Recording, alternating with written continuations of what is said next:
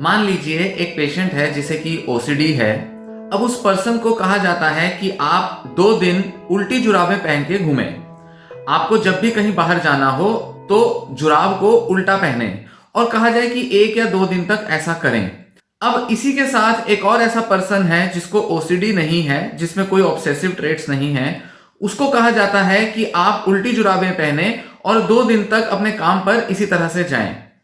क्या लगता है आपको कि किस तरह के पर्सन को ज्यादा प्रॉब्लम होगी? ऑब्वियस बात है, ओसीडी पर्सन जो है वो परेशान हो जाएगा। जरूरी नहीं कि ये जो उल्टी जुराब पहनना या उससे होने वाली जो भी परेशानी है ये उसका कोई सिम्टम हो। जरूरी नहीं कि इस तरह का ऑब्सेशन उसने कभी डेवलप किया हो, पर आप ऐसा पाएंगे कि जिस पर्सन को ओसीडी है वो बेचैन रहेगा, परेशान रहेगा। वो अगर बाहर निकलेगा उल्टी जुराब पहनकर तो पूरा दिन परेशान रहेगा कि कहीं ये उल्टी जुराब पहनने से आज मेरा दिन खराब तो नहीं जाएगा, मैंने उल्टी जुराबें पहनी है, कहीं इससे मेरा मूड इफेक्ट तो नहीं होगा, कहीं ऐसा तो नहीं कि मेरा आज मन उदास रहेगा, उल्टी जुराब पहनने से कहीं आज मेरे साथ कुछ बुरा तो नहीं हो जाएगा। वहीं अगर एक दूसरा व्यक्ति जिसको ओसीडी नहीं है, अगर वो इस तरह से उल्टी जुराबें पहनकर घर से बाहर निकले तो शायद वो इस बात को भूल भी जाएगा। शायद जब घर आएगा तो उतारेगा जुराब तभी उसको याद आएगा, या अगर कभी कभी उसे याद आ भी गया कि उसने उल्टी जुराब पहनी है तो वो इस विचार को दिमाग से निकाल देगा कि उल्टी जुराब पहनना कुछ गलत हो सकता है या शायद उसमें कुछ उटपटांग है।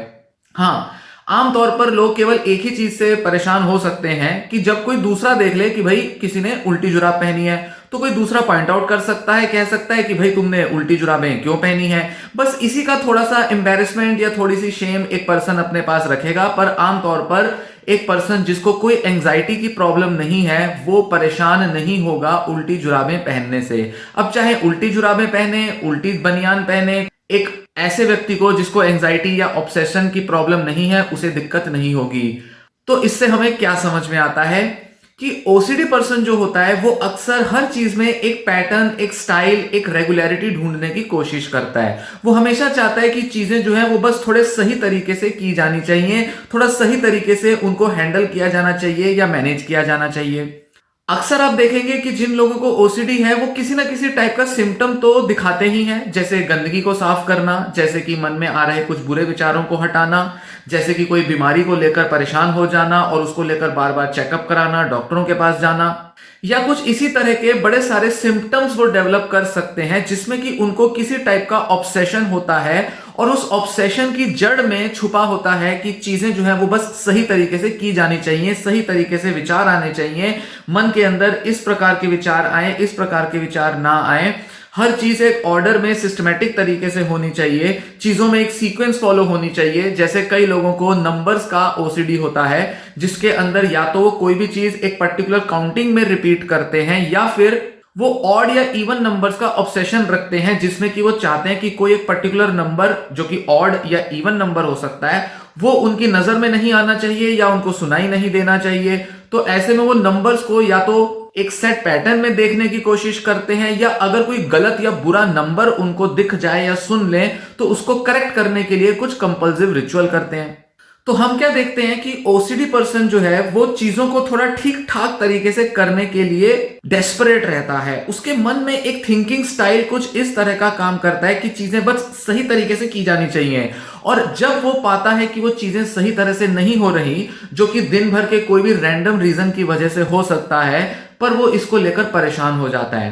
अब किसी भी पर्सन जिसको ओसीडी डेवलप हुआ है, ऐसी कोई भी चीज जो उसको सही तरह से करनी थी, अगर वो उसको बहुत ज्यादा मीनिंग देता है, उसके लिए वो चीज बहुत इंपॉर्टेंट है, तो वो उसको लेकर कुछ कंपल्सिव रिचुअल्स या कुछ कंपल्सिव एक्ट डेवलप कर लेगा। वो कोई चीज बार बार करेगा ताकि उस चीज को होने वाली एंजाइटी को दूर कर सके। इसी तरह से ओसीडी डेवलप होता है और ओसीडी पेशेंट्स की साइकी में, उनके माइंड में ये चीज काम करती है कि वो किसी भी चीज को सही तरह से करने के लिए उतारू रहते हैं। अब हम ये देखते हैं कि जिन लोगों को ओसीडी है, भले ही उनका सिम्टम किसी भी टाइप का हो, जैसे मैंने जुराब वाला एग्जांपल दिया, इसी तरह से वो अपने जीवन के और भी कई सारे काम बहुत सिस्टमैटिक तरीके से कर रहे होते हैं। वो चीजों को एक पैटर्न में, एक फिक्स तरीके से, स्टाइल से करने की कोशिश करते हैं। वो कोई नया चीज भी जब टेकअप करते हैं, कोई नया टास्क होता है, तो उसके लिए माइंड में पहले एक प्लान, एक पिक्चर बना लेते हैं कि कैसे उसको सिस्टमैटिक तरीके से किया जाना चाहिए। और अगर वो काम एक तरीके से नहीं किया जाएगा तो उनको बेचैनी होगी, वो सेटिस्फाइड नहीं रहेंगे। और यही वजह है कि क्यों कई पेशेंट्स या तो एक से ज्यादा थीम डेवलप कर लेते हैं ओसीडी की, या जब एक बार एक टाइप का ओसीडी चला जाता है तो एक दूसरे टाइप का ओसीडी कुछ समय के बाद फिर से डेवलप हो जाता है, क्योंकि उस व्यक्ति के अंदर वो जो फितूर है, वो जो ऑब्सेशन है चीजों को सही ढंग से करने की, वो मौजूद रहती है। यही वजह है कि जब ओसीडी पेशेंट्स का इलाज किया जाता है तो उनको केवल ईआरपी, एक्सपोजर रिस्पॉन्स प्रिवेंशन से अपने सिम्टम हटाने पर जोर नहीं दिया जाता। यह भी कहा जाता है, खासकर कि मैं अपनी प्रैक्टिस में रेगुलरली पेशेंट्स को बोलता हूं, सजेस्ट करता हूं कि ना ही केवल सिम्टम को लेकर जो उनकी प्रॉब्लम है उसको दूर करें, साथ ही वो अपने जीवन में, अपने डे टू डे एक्टिविटीज में जो उनके जो थिंकिंग स्टाइल्स हैं, उनकी जो ऑब्सेसिव रिचुअल्स या ऑब्सेसिव पैटर्न है, सिस्टमैटिक तरीके से, ऑर्डरलीनेस से करने की जो उनकी आदतें हैं, उनको भी बदलें। क्योंकि एक पर्सन को अपने लाइफ में फ्लेक्सिबल होना जरूरी है। ओसीडी पेशेंट्स अक्सर अपने इन रिचुअल्स की वजह से बहुत रिजिड हो जाते हैं, बहुत सख्ती बरतते हैं खुद के ऊपर, वो अपने साथ नरमी नहीं बरतते, वो जीवन को फ्लेक्सिबल तरीके से, लचीले तरीके से नहीं जीते, वो अक्सर चीजों को बड़े स्ट्रिक्ट तरीके से, बड़े रिजिड तरीके से ढालने की कोशिश करते हैं, और इस वजह से वो कई बार अलग अलग टाइप के ओसीडी सिम्टम्स डेवलप कर लेते हैं। और आमतौर पर पाया जाता है कि सभी साइकोलॉजिकल डिसऑर्डर्स में किसी ना किसी तरह का रिजिड थिंकिंग स्टाइल, मतलब बहुत कड़ा, बहुत ही स्ट्रिक्ट सा एक थिंकिंग पैटर्न, थिंकिंग स्टाइल लोगों में पाया जाता है। ओसीडी के अंदर ये चीजों को सही ढंग से करने की जो आदत होती है, ये बहुत ज्यादा गहरे में बैठी होती है। उनकी पर्सनैलिटी, उनकी सोच, उनकी थिंकिंग का कहीं ना कहीं हिस्सा होती है। और भले ही ओसीडी किसी भी उम्र में डेवलप हुआ हो, चाहे वो 20 की उम्र में डेवलप हुआ हो, पर अक्सर देखा जाएगा कि यह व्यक्ति कई सालों से कुछ ना कुछ ऐसी आदतें डेवलप किए हुआ था जहां उसको जब चीजें ठीक से नहीं होती थी तो उसको परेशानी होती थी, बेचैनी होती थी, एंजाइटी होती थी। बस जब वो थोड़ा परिपक्व होने लगता है, 18-20 की उम्र तक आता है, तो उसको कोई ना कोई चीज परेशान कर देती है जो कि उसकी लाइफ का कंसर्न होता है, जैसे कि रिलीजियस इश्यूज हो सकते हैं, सेक्सुअल इश्यूज हो सकते हैं, health related, contamination related issues हो सकते हैं। इन सब एरियाज में जो भी उसके लिए बहुत मायने रखता है, इंपॉर्टेंट होता है, उस टाइप का उसके अंदर ओसीडी डेवलप हो जाता है।